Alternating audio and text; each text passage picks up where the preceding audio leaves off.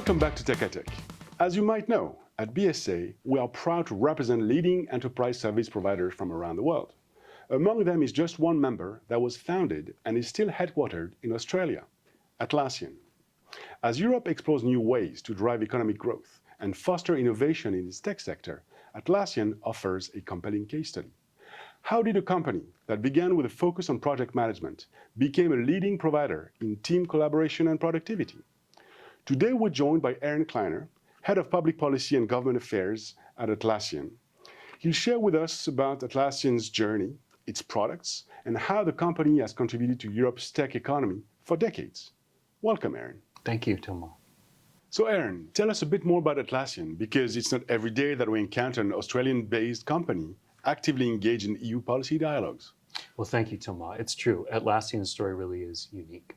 Let's start by talking about our mission. Our mission is to unleash the potential of every team. We focus that mission on three primary areas where we can enable team productivity.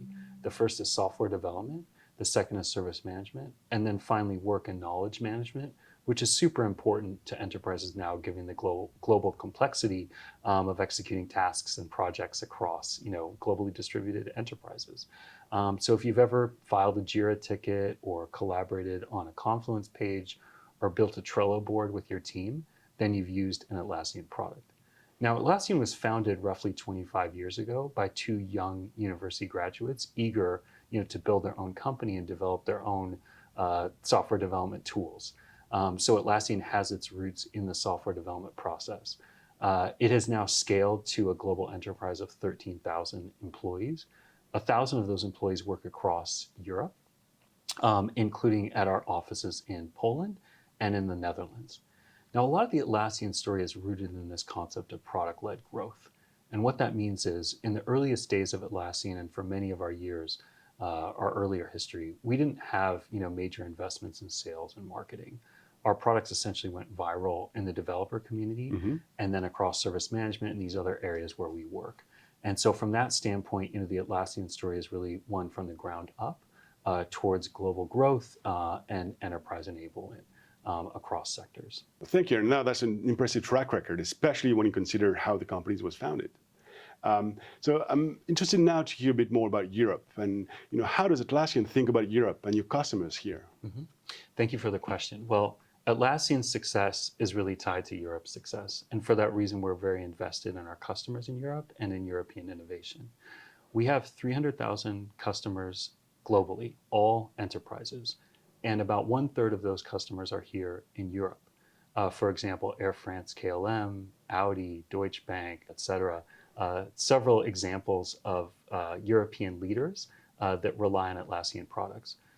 When you think about Audi, for example, today cars and software development are sort of intertwined concepts.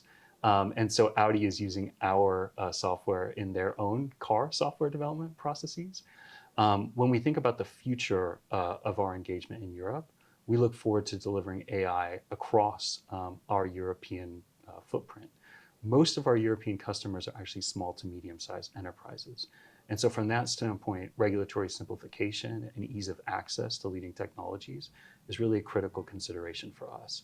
And we look forward to working more with the Commission to enable small to medium-sized enterprises to access the latest in cloud and AI from Atlassian and from other enterprise software providers. Thank you, Aaron. And you alluded to the EU political agenda. Now, given that we're sitting in Brussels, could you share with us what are Atlassian's key policy priorities for the EU? Sure, Thomas. I would say first, it's smart and proportionate regulation. The Commission has identified regulatory simplification as a priority, and that's a priority that we support. I mentioned that we work extensively with small to medium-sized enterprises.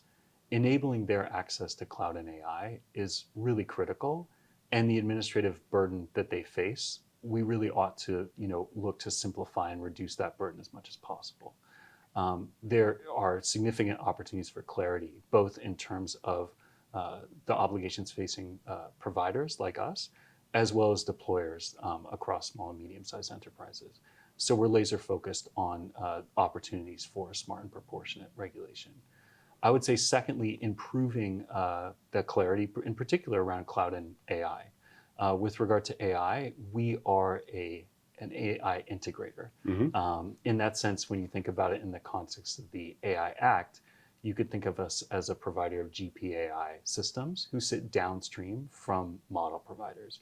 So we rely on a dynamic mix of LLMs, including some that are made by US companies like OpenAI, Anthropic, Google, as well as European companies like Mistral.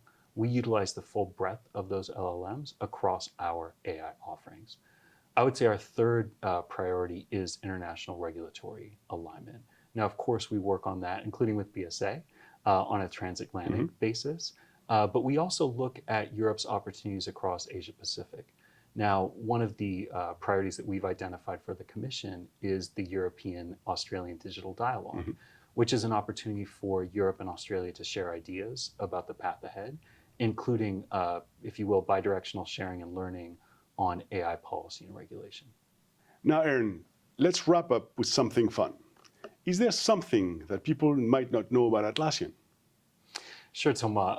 One of my favorite Atlassian stories is actually the origin of our Jira product. So once upon a time, when our co-founders were young, scrappy programmers and had a small team working together, they used a bug tracker called Bugzilla, and they eventually named it Gojira after the Japanese name for Godzilla.